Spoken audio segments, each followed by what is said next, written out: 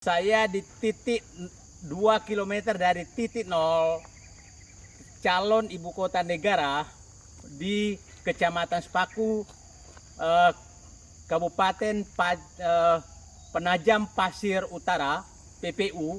Nah, ini titik nol ini masih berada di dalam penguasaan perusahaan hutan tanaman industri ini Tengon, sehingga kita sampai sekarang belum bisa masuk. Sepertinya jalan ini memang jalan dibuka untuk menuju titik nol. Nah, ini sebagai gambaran dari Balikpapan lewat jalan tol Balikpapan Samarinda itu sampai titik ini kira-kira sekarang 2 jam sampai titik nol ke titik kabupaten. Nah, sepanjang jalan tadi saya melihat bahwa memang sepertinya penguasaan lahan di sekitar calon ibu kota negara ini adalah lahan-lahan yang hak alasnya sangat berbeda. Sepertinya ada HGU, ada HTI, HGU itu untuk perkebunan, dan ada izin usaha pertambangan, yang izin usaha pertambangan dan ada hak milik rakyat. Nah, kemungkinan juga ada izin usaha pertambangan yang seperti dikemukakan di publik bahwa ada berbagai izin pertambangan.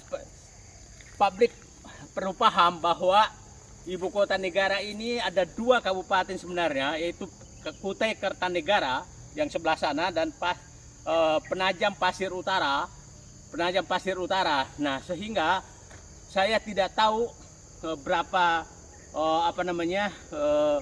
bagaimana mekanisme pembebasan lahan.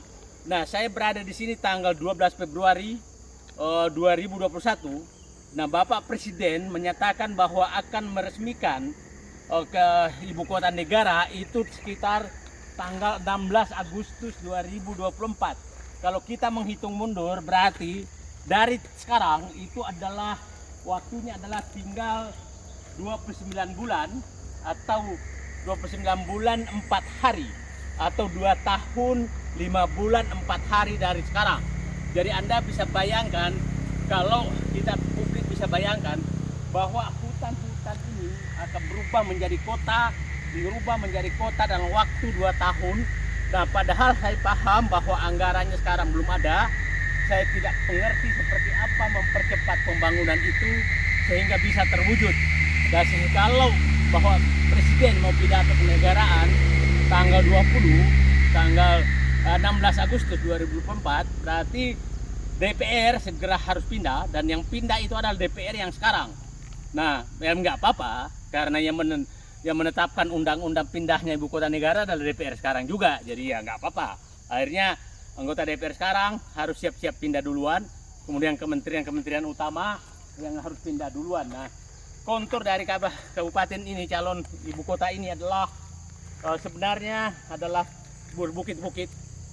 Jadi cukup indah sebenarnya. Ya, saya sebagai perencana, saya masih tidak bisa membayangkan bagaimana mempercepat keinginan Bapak Presiden untuk segera berpidato di kira-kira titik nolnya 2 km dari sini. Jadi Bapak Presiden akan pidato di sana, sebelah sana 2 km dari sini, dan beliau disitulah kira-kira istana negara yang dibangun, yang kemarin dikritik oleh yang katanya anggarannya 2 triliun, tapi menurut Pak Ridwan Kamil itu terlalu tinggi. Mudah-mudahan pembangunan lain sebenarnya juga seperti itu, seperti katakan bahwa rencana anggaran pembangunan ibu kota negara itu sekitar 500 triliun, dan biasanya pengalaman kita bahwa rencana awal itu selalu bergeser. Ya, ada yang memperkirakan bahwa dibutuhkan 1.500 triliun. Kalau 1.500 triliun saya nggak tahu sumber anggarannya di mana, karena APBN tahun ini aja itu belum ada masuk anggaran APBN di 2022. Nah, 2003 kita tahu bahwa fiskal kita sangat berat karena Bank Dunia, IMF sudah mengingatkan BI jangan lagi menambah barter sharing atau membeli sun dari utang negara. Sementara defisit anggaran juga harus dibatasi kembali menjadi maksimum 3%. Jadi saya tidak tahu sumber pembiayaan ibu kota negara ini dari mana. Nah, sementara investor-investor yang dijanjikan untuk masuk sepertinya hanya janji-janji surga juga, tidak ada yang masuk.